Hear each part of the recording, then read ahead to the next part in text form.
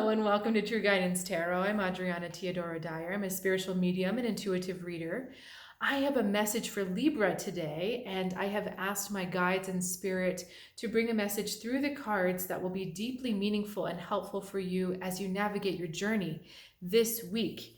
If you are new to the channel, welcome. I strongly urge you to subscribe so that you can benefit from this high vibrational information from the other side every week. And if you're returning, I am really, really glad to see you. Very grateful for your presence. And I'd also love to hear your thoughts. If there's any other kind of content or anything else you'd like to see on the channel, meditation videos or whatever, I'm open to your thoughts. I would love to grow this channel and just hear what you think, hear what's on your mind. So let's go ahead and get started with your reading, because Libra, you know, for the last few weeks, this card has been in like all of your readings. And so I'm hoping this is the last time, right? Not that any cards are bad, but it's just kind of like, why? We've got the Nine of Swords for the energy that the universe sends you. This is a very restless energy. It's trying to get your attention, it's trying to shake you up a little bit in a gentle way, trying to get you to understand that there's something that needs to be cut, our swords, cut out of your world. It's trying to actually kind of get you a little bit restless and a little bit discontented, just a little bit shaken up, so that you are motivated to make a certain change. You know, on the outside, you're not letting on. We've got the Three of Pentacles. It almost feels like you're feeling put on display. Like you have to go out into the public world and show a pretty happy face. And, you know, of course you have a pretty face, but you know what I'm saying? You're having to put on this face that shows that everything's okay, that you're in control, and everyone is watching you. But on the inside, there's this kind of quaking and this, oh my God, you know, I'm not sure what is happening to me. I'm not sure what this means.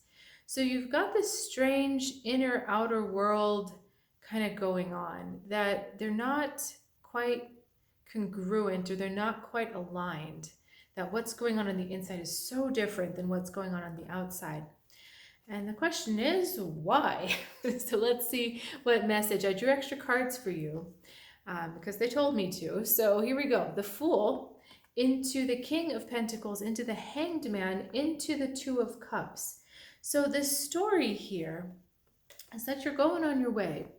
You're going along your way and you're just kind of carefree. And all of a sudden you stumble into something that has immense value to you, immense strong value to you. This can be so many things. I'm not even going to try to say what it is, but it's just something that you're almost stymied, or you're almost just gobsmacked. These are funny words, at how valuable this thing is to you and how much it makes your life so much better, and how deep and strong and sturdy it is. This is the King of Pentacles. You could build cities on him. He's that solid, you know? And there's the idea that this may be something that you had been desiring for a long time, and it just seems like you fell into it. Like you don't even know how you got there or how you met this person, but they're just there. And you almost can't believe how much they are important to you, and what this presence of this energy brings to your life. It's almost like it's way beyond what you thought. It's way beyond what you imagined, and you're a little bit in awe of it on some level. And we've got the Hanged Man next, which is a little bit, let me see which way they're going with this card. There's a reluctant surrender to it, you know, because it is so good, it is so valuable, it is such a blessing and an enhancement on your life. You know, obviously it doesn't fix all the problems, because only we can do that, but it is such a strong, sturdy, good presence in your life that you do find it a little bit hard to just go with it, to completely surrender to it, to completely trust it. This Hanged Man energy has the feeling of reluctance with it. So it's almost kind of like you feel like, well, I stumbled into it, and, you know, I guess I will, you know, I'll do it, I guess, because it's there. but there's not quite an empowering feeling yet. And that's where we get to this Two of Cups, which is a choice. The choice to see yourself in the other, the choice to see yourself connected to this energy, and actually choosing this energy, not quote, settling for it or just being with it because it's there. This is actually choosing it.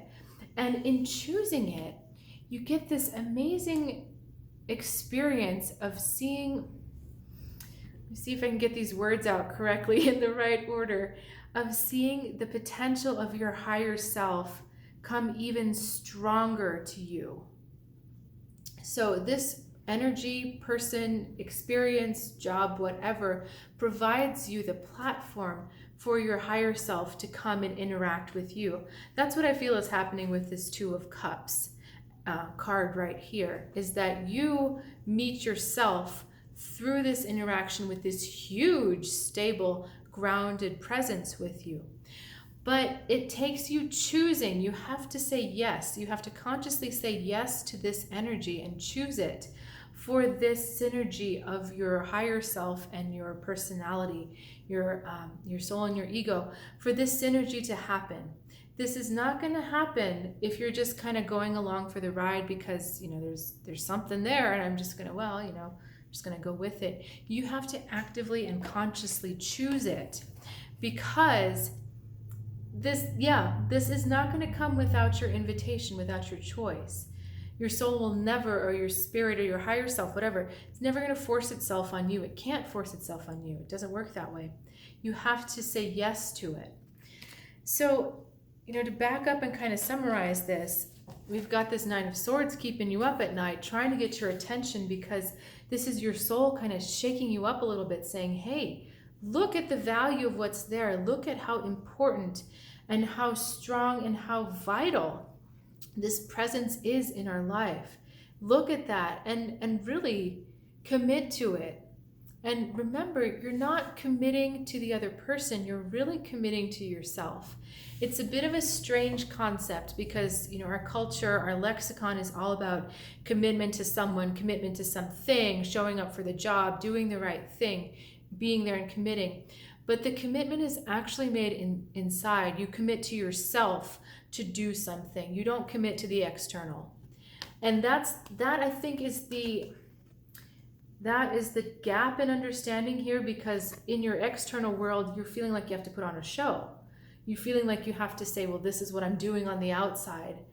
And they're saying, but on the inside, you're missing that commitment. You're missing that bond. You're missing the ability to say yes to yourself. You're saying yes on the outside to other people because you're putting on this face or putting on a show, making everything seem okay. But the last person you've said yes to is yourself. So this is really an empowering way to go through any relationship or job, understanding that the commitment is within yourself and not to the external. It's not to the person or the job or the circumstance. It's to yourself, because in committing to yourself, then you start to really see both halves of yourself come together. And you have complete freedom in that commitment, and you have complete control over that commitment. Your soul wants a commitment, but it wants the commitment from you to it, not anything else. But we learn how to love ourselves through relationships with others and through work, situations, opportunities. All that is just a desire to love and know the self even deeper. So if you've got questions about that, again, reach out in the comments. I wanted to let you know that I am still offering this special price of the New Year's reading. I called it a solstice reading, but it is still a New Year's reading for a little while longer. I thought about doing some personal readings or some New Year's readings for this spot, the weekly spot, but then I thought, no, it's much more meaningful to look at actual individual messages.